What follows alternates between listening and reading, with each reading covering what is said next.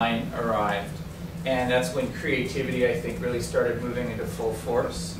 And this is where we could move beyond theory and actually understand what was going on and practice the art and science of, creative economic development. So creativity was evident.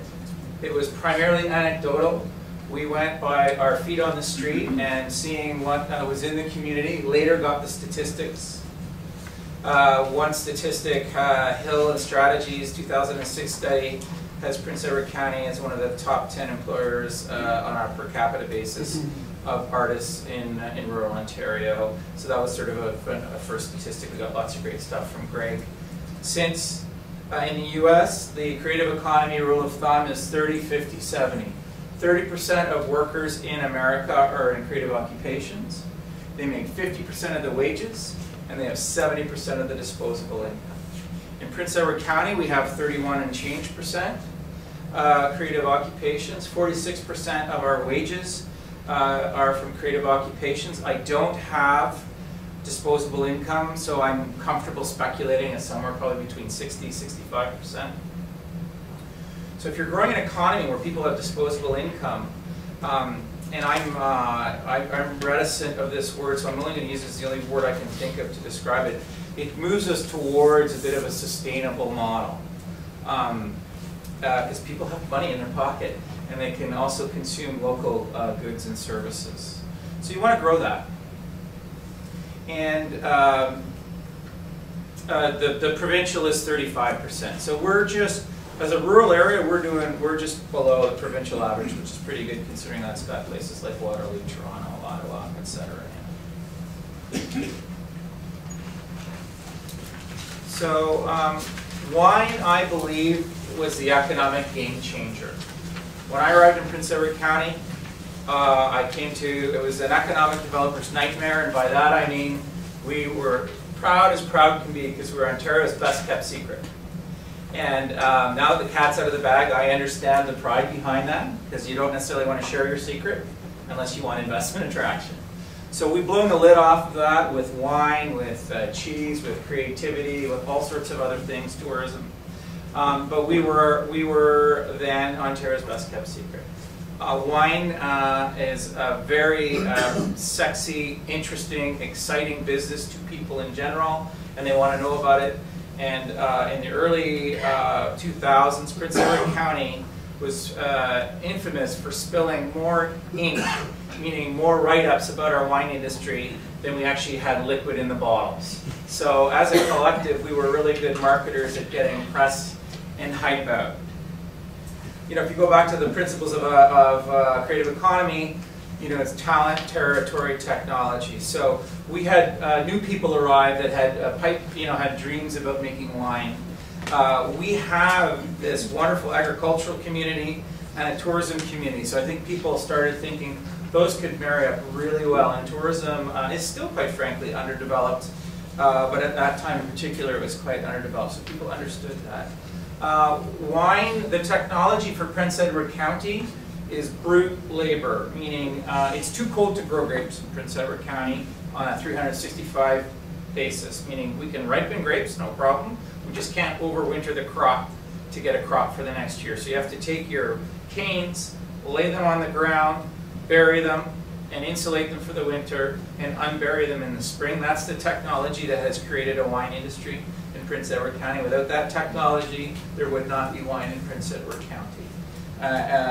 And there may be a little bit of wine, but it wouldn't be the kind of quality that we're growing, which is sort of aspiring to Burgundian standards in many ways. And I suppose after people have a few glasses of wine, they get creative as well. So that was kind of, I didn't give you a case study of a specific business, because that's an industry that's a game changer for our community. Well, what goes better with wine than cheese? We have a history in Eastern Ontario of cheddar in particular, 150-year history. And we've been really promoting gastronomy.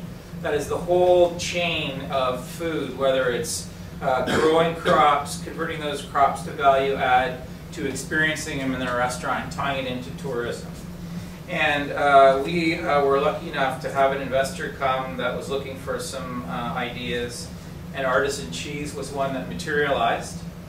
And this was sort of an uber victory for us, because not only was it a significant investment, a couple $1 million, which is a pretty big chunk for a off the beaten path rural location, but it was going to be the greenest cheese factory, we think, in the world. It's definitely in North America. So it's LEED Platinum certified. So it's a showpiece for technology, innovation, sustainability. There's a fabulous model where the animals are on a program so that they're organic, they're hormone-free, they get paid a premium for that. Our cheese facility is commanding a premium for their product. They pay their people significantly over minimum wage, where there might be minimum wage jobs. So it's an entire sort of chain of sustainability. And it's a real showcase for creative entrepreneurialism and creative talent. That's called Fifth Town Artisan Cheese, for those that aren't aware. Heard about youth. Prince Edward County is no exception to the probably Western Hemisphere rural phenomena of youth leaving. They leave for a lot of reasons. I think I heard some even sort of social issues like marriage in a smaller pool, if you will. Clearly there's education, there's entertainment, social. We were lucky enough to be hanging out on Facebook one day and found some people in our community had this idea, but they didn't know how to ignite it.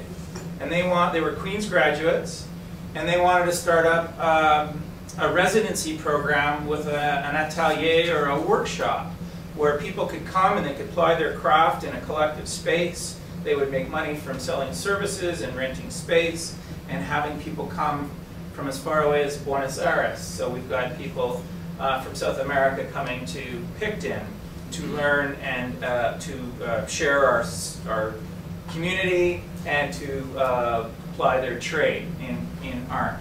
So we worked with CFDC, we worked with the Ministry of Economic Development and Trade, we hosted a grant for them, and they launched their business a little over a year ago. They're going into year 2, and they're doing wonderfully well. And so for us it was interesting. We found them on social media and helped them for real. So it's kind of interesting, the kind of things that are going on in our community. And they use old and new technologies. So they create their graphic arts on a Mac, and then they have a 100-year-old printing press. And I'm not a printing press guy, so I can't explain all the detail, but you can imagine it's big and it's made of iron, and the artists love it because it gives a different kind of quality. And so there's all this neat sort of old and new going on. And these are young, they're like early 20s, and they're just delighted, and they put on workshops. You can go and learn how to sketch, and like I said, they're bringing people now from all over the world. So full steam ahead. We, again, a dozen odd years ago, had attracted a television production company called Whistle Stop Productions. We've been working with them for 6 or 7 years, just try and help them grow their business. And they came to Craig and I about a year ago and said, we've got this idea. We want to create a shared space collaborative where creatives can work in the same environment. We work in isolation, and we don't like it. We want to work with other creative people, and we know our other creative people that are working in Prince Edward County, they want to work together, and we need high speed, and so we need this collective space. So we were lucky enough to come up with some good dollars from the CFDC, scratched our heads to figure out how to put this together, and now they're launching something called The Headland, which will open in April. Probably won't really get off the ground till June.